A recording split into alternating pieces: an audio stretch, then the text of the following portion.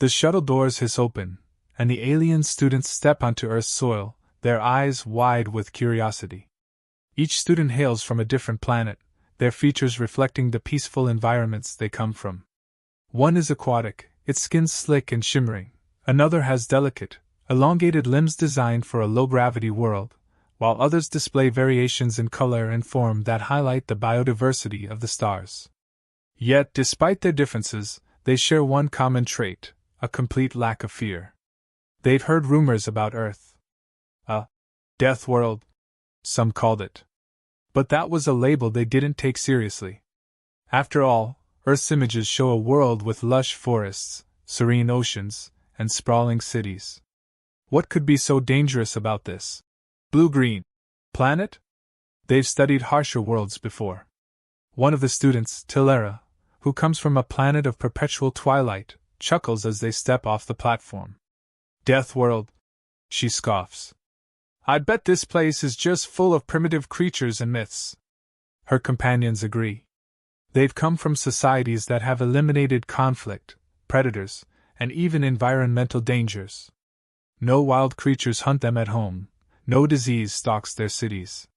Here, Earth seems like just another scientific curiosity, something to be explored, studied, and logged in their field notes. As they prepare to begin their research on Earth's biodiversity, a wave of excitement runs through the group. Kalos, a tall, blue-skinned student with translucent wings, hums with anticipation. I've heard Earth's flora can be quite beautiful, he says. I'm particularly interested in studying the photosynthesis processes here. None of them, however, voice any concern about Earth's more dangerous side. One student, Pella, a cautious creature from a gaseous planet, frowns but says nothing. There had been mentions of danger in the briefings, but surely, nothing worse than they've encountered elsewhere. The idea that Earth could pose a serious threat seems unlikely. They're greeted by a group of human scientists and guides, who warmly welcome them to Earth. The aliens are fascinated by the humans, noting their adaptability to what the students assume is a docile, forgiving planet. The landscape itself is stunning, rolling hills, clear skies, vast oceans glittering in the distance. Earth, on the surface, looks like a paradise. As they set out on their first assignment, they catalog the native plant life, touching leaves, examining flowers, taking samples of the soil.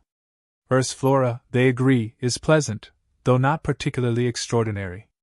A plant here curls at the touch of one student's finger, another smells sweet under the noonday sun. It's all very peaceful, very calm. They are confident.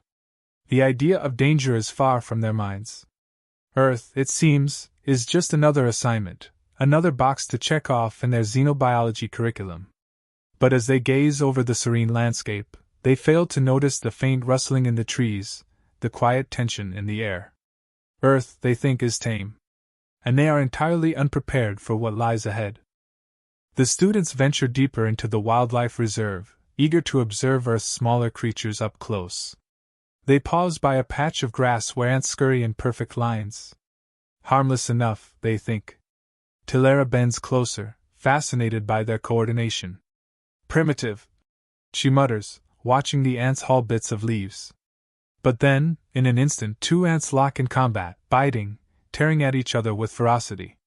Tilera flinches, shocked. Kalos steps back from a nearby tree, eyes wide, as a swarm of bees buzzes overhead. They're attacking each other? Over flowers? He asks, astonished. The guide chuckles softly. Not exactly. Bees protect their hives. Their sting can be fatal to some creatures. The students exchange uneasy glances. Creatures so small yet so aggressive? This is not what they expected. The stillness is shattered by a sudden commotion. A hawk swoops down from the sky, talons outstretched, and in a blur of feathers and fury, snatches up a rabbit. The hawk soars away with its prey, and the students freeze stunned. The rabbit's screams echo in their ears, piercing the quiet. Pella, who had remained cautious from the start, is the first to speak, his voice trembling. Why don't you stop this? Why do you let this happen? The human guide remains calm, unfazed by the scene. This is how life works on Earth. Every creature has to fight to survive. It's brutal, yes, but it's necessary. The students are horrified. In their worlds, conflict had been eradicated. Creatures lived in balance, with no need to kill for survival. This raw display of nature's violence was completely alien to them. Tilera recoils, still processing the hawk's attack. But you're intelligent beings. You have the technology to prevent this. Why allow it to continue? The guide's expression remains patient. We've lived alongside these creatures for thousands of years. Predation is part of our ecosystem, part of the balance. Without it, life on Earth would collapse. The idea is incomprehensible to them. They discuss amongst themselves, theorizing how they would have engineered a more peaceful solution.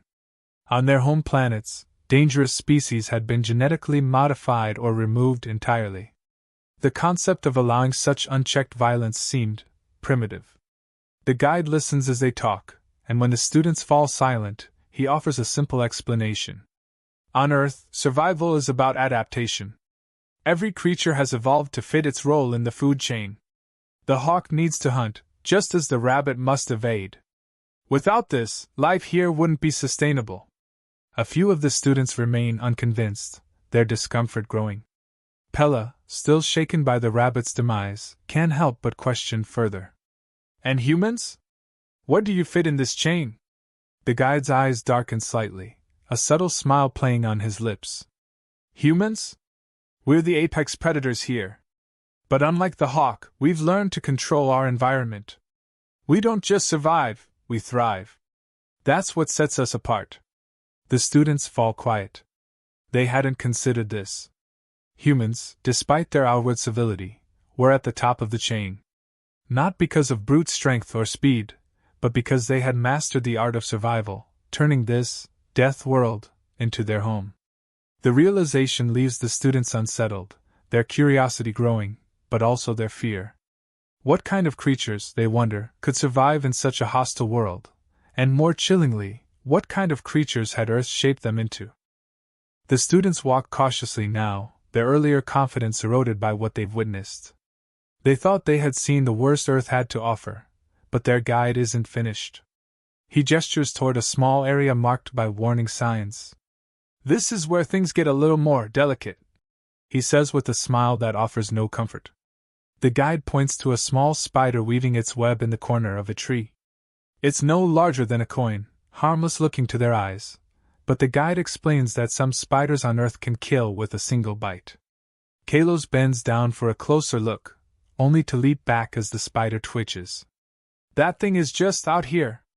Near where you live, he stammers, still eyeing the creature as if it could pounce at any moment. The guide laughs softly.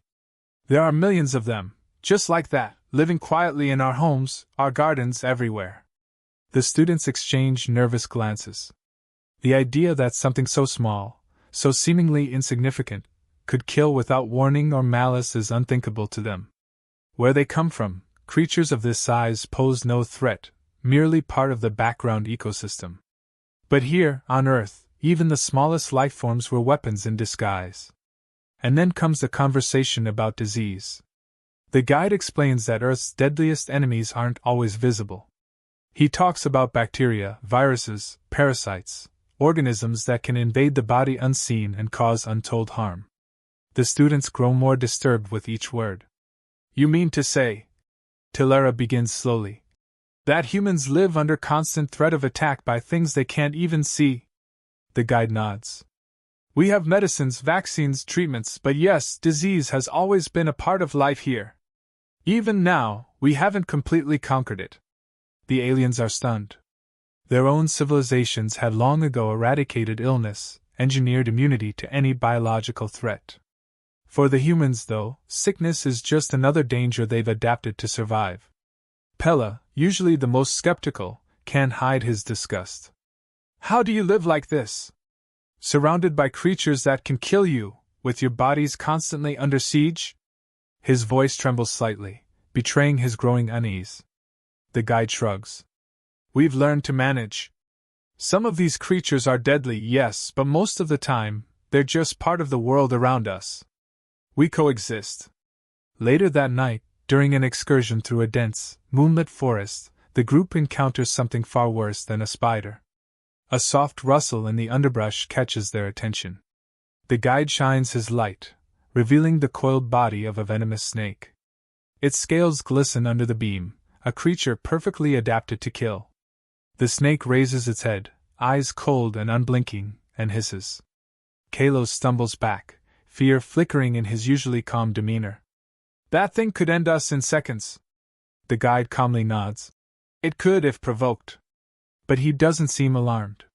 He explains that humans know how to avoid or handle such dangers, that these creatures are just another part of the landscape. The students are visibly shaken. Even on their wildest adventures across distant worlds, they had never encountered life so openly lethal. They retreat from the encounter, quieter than before. The weight of the day's revelations hangs heavy over them. They talk in hushed tones, trying to make sense of what they've learned. It's like everything here is a weapon, one student mutters. A war zone, Tilara corrects. Earth isn't a planet, it's a battlefield. Every creature is armed. And yet, the most chilling realization comes when they understand that these threats aren't confined to the wilderness.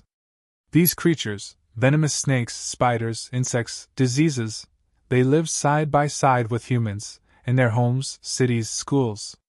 The aliens struggled to comprehend this.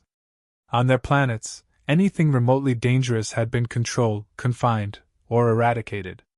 But here, humans lived among dangers so casually, so nonchalantly, that it defied logic. How can you live like this? Pella asks, a deep sense of dread in his voice. The guide smiles, though there's no arrogance in it. We've adapted. You learn to be cautious, but life goes on. For us, this is normal. The students fall silent, absorbing this. Earth's creatures are deadly, yes, but humans have survived them, no, thrived among them. This world, which should have been a death trap, was simply home to them. And that realization shakes the students more than any venomous creature or disease ever could. The guide leads the students to a large facility on the outskirts of a rugged landscape. It's a human survival training center, designed to simulate some of Earth's most hostile environments. Inside, they meet a group of human survival experts, men and women who've endured Earth's most extreme conditions. One of the humans steps forward, grinning as he recounts his experience of being stranded in a desert for days, with temperatures soaring above 120 degrees. He tells of rationing water, navigating by the stars, and scavenging for food in a place where death seemed certain. The alien students listen, horrified and captivated. Another survivor talks about mountain climbing, recounting the sheer cliffs, the biting cold, the lack of oxygen as they ascended, clinging to life with every step. The humans speak so casually about these life-threatening experiences, and yet each story seems to defy the very limits of survival.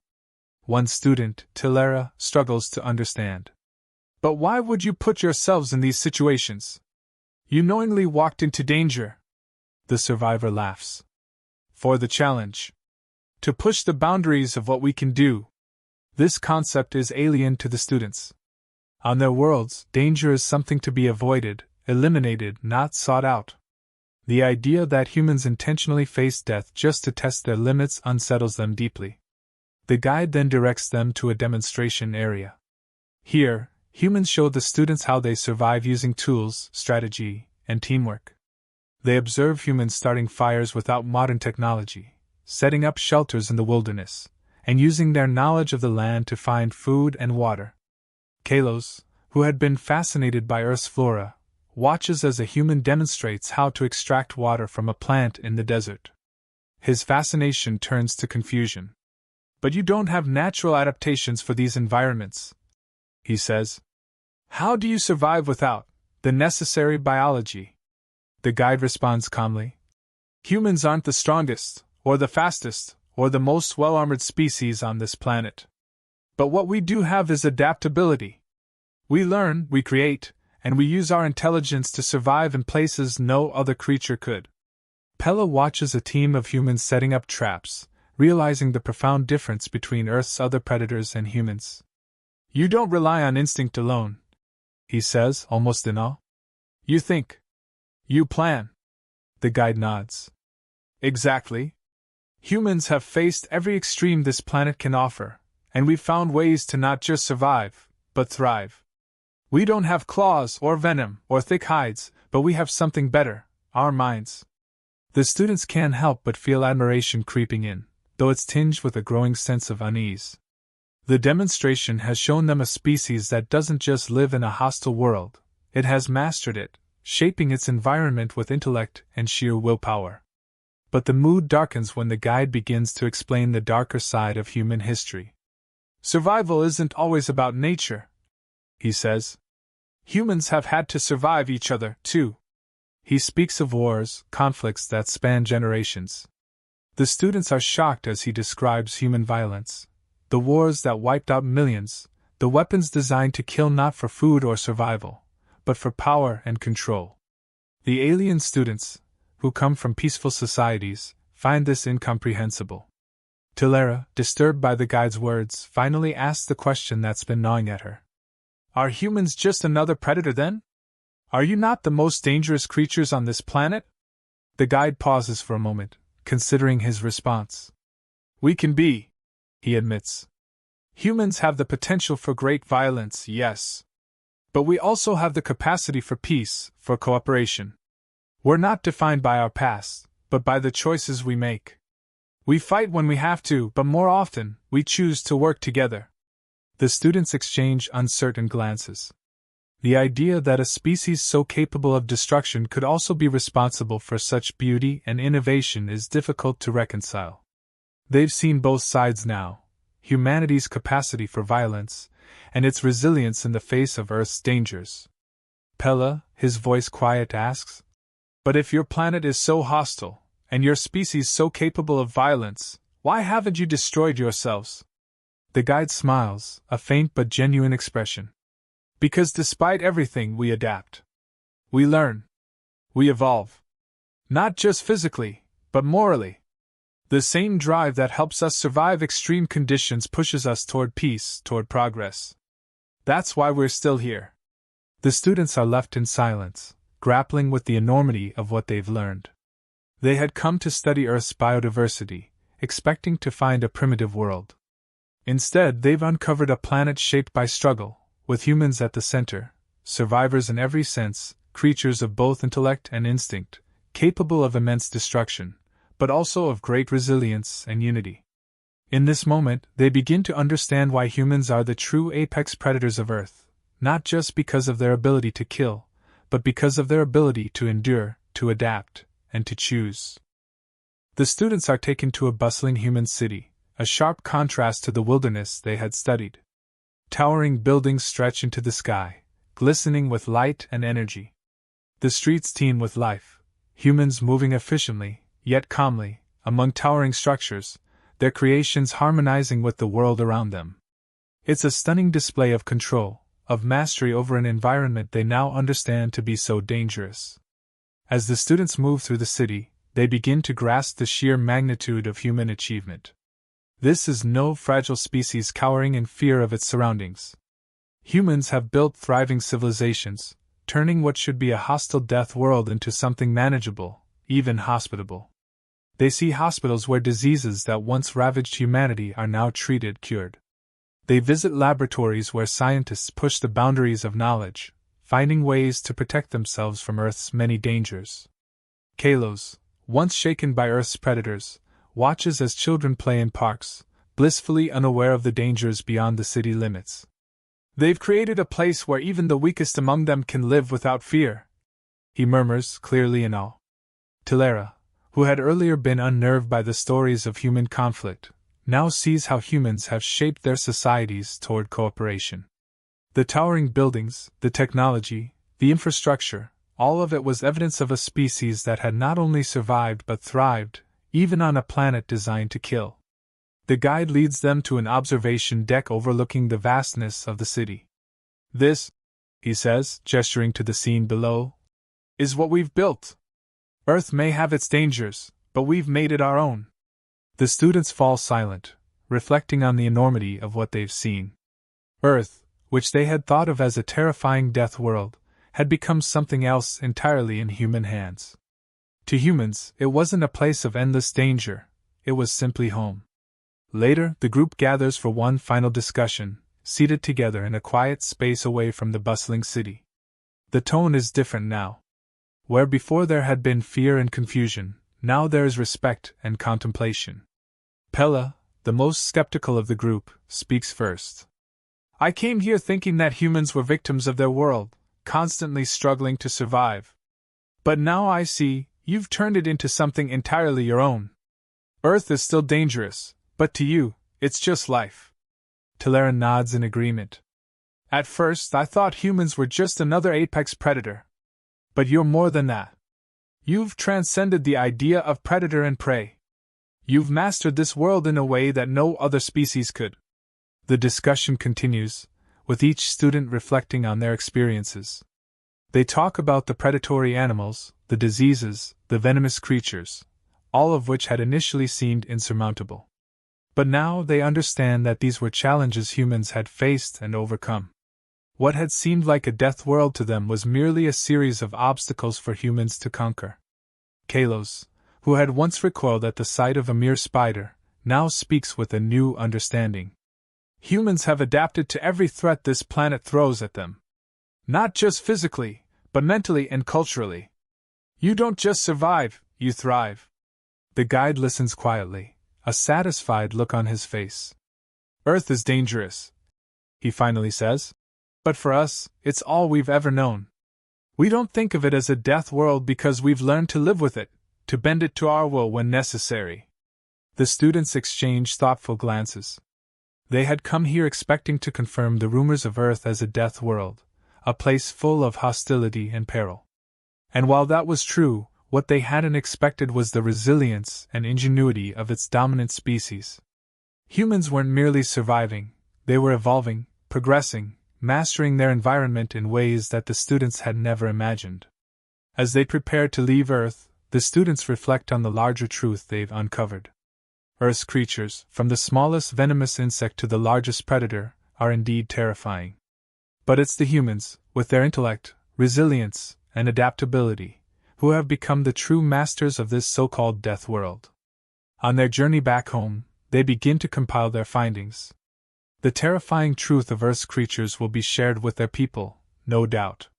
But what will linger in their minds is the realization that humans, far from being victims of their environment, are the ultimate death world creatures. They've taken a world built to destroy and turned it into their own creation. As they return to their respective homeworlds, they carry not only stories of Earth's dangers but a newfound respect for the species that conquered it. Humans, they realize, are not to be feared simply for their capacity for violence, but to be admired for their ability to survive, adapt, and evolve in the harshest of conditions. The aliens came to Earth looking for answers, and they leave with an understanding far more profound. Humanity, with all its flaws and contradictions, has achieved something extraordinary. They've conquered their death world, and in doing so, have become something more. Something to be respected.